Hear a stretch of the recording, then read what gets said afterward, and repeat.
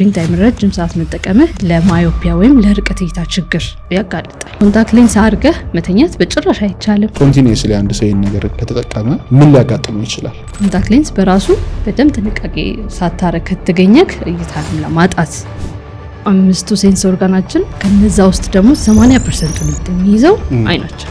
ይህ ብሉ ላይት ዋናው አይናችን ላይ የሚያመጣው ችግር ብሊንኪንግ ሬት የምንለው አለ። አይን ማርገብገብ በአቨሬጅ ከ15 እስከ 20 ጊዜ ብሊንክ እናደርጋለን። ስክሪን በምንጠቀምበት ሰዓት ግን ይህ ብሊንኪንግ ሬታችን በ50% ይቀንሳል። ሬቲናን ሊያጠቃ የሚችለው የውስጥ ደዌ የምንላቸው ኬሶች ለምሳሌ አንዳንድ ስፖርቶችም አሉ። የአይን ስፖርት ምን አይነት ናቸው? ለምሳሌ ቀላል ኬዝ ነበረች። ጀስት የአይን መቅላት መቆርቆር ነው ልጁ ፊል ያደረገው። በሰዓቱ ጠብታ ይሰጡታል ፋርማሲ ላይ። ያንን ጠብታ በመውሰዱ እይታውን አጣ። ኦልሞስት አጣ። ካሮት መብላት አይንን የማየት እንትን ይጨምራል።